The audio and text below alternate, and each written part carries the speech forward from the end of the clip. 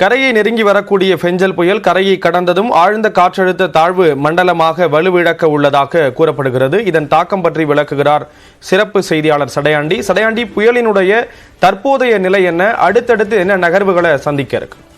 நிச்சயமா ஸ்ரீராம், பெஞ்சல் புயலானது மகாபலிபுர கடற்கரைக்கு மிக அருகில் வந்துவிட்டது. இன்னும் 50 கிலோமீட்டர் தொலைவில் மேற்கு திசையை நோக்கி தொடர்ந்து நகர்ந்து வந்து கொண்டிருப்பதாக இந்திய வானிலை ஆய்வு மையம் தெரிவித்திருக்கிறாங்க.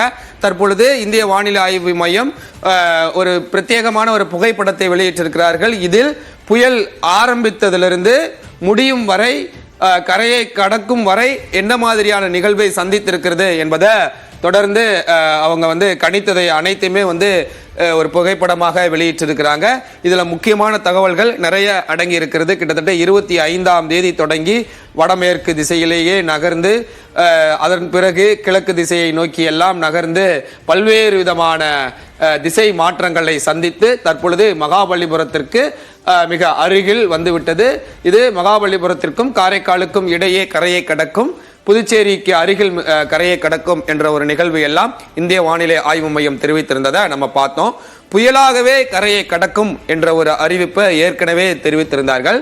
புயலாக கரையை கடந்ததற்கு பிறகு ஒரு சில மணித்துளிகளிலேயே அது ஆழ்ந்த காற்றழுத்த தாழ்வு மண்டலமாக வலு குறையும் அப்படின்றதையும் சொல்லியிருக்கிறாங்க. அது மட்டுமல்ல, புயலாக கரையை கடக்கும் போதும் அதனுடைய வீரியம் பெரிய அளவில் இருக்காது.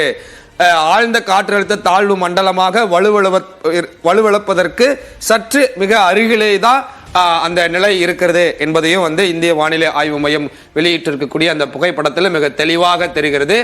புயலாக கரையை கடக்கும் போது அதனுடைய வேகமும் அந்த காற்றினுடைய வேகமும் சற்று குறைவதற்கு வாய்ப்பு இருக்கிறதாக தான் சொல்கிறார்கள். 40 நாட்டிக்கல் மைல் தூரம் என்பது கிட்டத்தட்ட ஒரு 70 கிலோமீட்டர் வேகத்தில் காற்றினுடைய தாக்கம் இருக்கும். 90 கிலோமீட்டர் வேகத்தில் ஏதாவது ஒரு சில சமயங்களில் மட்டும்தான் இருக்கும்.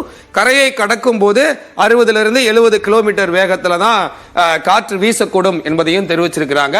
அது கரையை கடந்த உடனேயே தற்பொழுது நம்ம பார்த்துக்கிட்டு இருக்கக்கூடிய புகைப்படம் மிக தெளிவாக உணர்த்துகிறது. கரைக்கு மிக அருகில் இருக்கும் போது அது சைக்ளோன் ஸ்ட்ரோமாக இருக்கிறது. கரையை கடந்த உடனேயே அது டீப் டிப்ரெஷனாக மாறுகிறது. உடனடியாக அது வலுவிழந்துகிறது. அதற்கு பிறகும் அடுத்த மேற்கு வடமேற்கு திசையிலேயே தொடர்ந்து நகர்கிறது.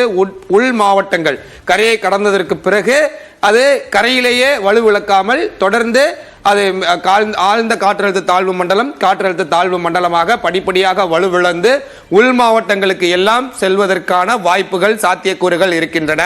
இதன் காரணமாக மீண்டும் அந்த டெல்டா மாவட்டங்கள், உள் மாவட்டங்கள், வட தமிழ்நாடு கடலோரத்தில் இருக்கக்கூடிய உள் மாவட்டங்கள்ல கள்ளக்குறிச்சி, செங்கல்பட்டு ஆகிய பகுதிகள் எல்லாத்திலுமே மழைப்பொழிவு இருக்கும் அப்படின்றதையும் இந்திய வானிலை ஆய்வு மையம் வெளியிட்டிருக்கக்கூடிய புகைப்படம் மிக தெளிவாக உணர்த்துகிறது. கரையை கடந்த நிகழ்வு முடிந்ததற்கு பிறகு கிட்டத்தட்ட இன்று இரவிலிருந்து நாளை காலை வரை கரையை கடப்பதற்கான நேரம் எடுத்துக்கொள்ளும்.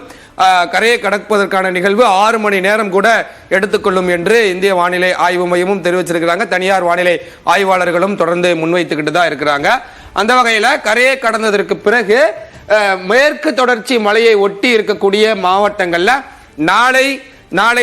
நாளை இரவு, அதற்கு பிறகு அடுத்த நாள் ஆகிய நாளை மறுநாள் எல்லாம் கனமுதல் மிக கனமழை இருக்கும் என்ற எச்சரிக்கையும் கொடுக்கப்பட்டிருக்கிறது. அதாவது இந்த புயல் கடற்கரையிலிருந்து நிலப்பரப்பை நோக்கி நகர்த்துகின்ற அந்த மலை மேகங்கள் எல்லாமே சென்னை ஒட்டி இருக்கக்கூடிய உள் மாவட்டங்கள் மழைப்பொழிவை ஏற்படுத்தி விட்டு மீண்டும் அந்த மேற்கு தொடர்ச்சி மலையை ஒட்டி இருக்கக்கூடிய மாவட்டங்களுக்கு செல்கிறது. தேனி, திண்டுக்கல், கோயம்புத்தூர் ஆகிய பகுதிகளுக்கு சென்று அங்கேயும் மழைப்பொழிவை உருவாக்குவதற்கு வாய்ப்பு இருக்கிறது என்பதையும் இந்திய வானிலை ஆய்வு மையம் வெளியிட்டிருக்கக்கூடிய இந்த புகைப்படம் மிக தெளிவாக உணர்த்துகிறது.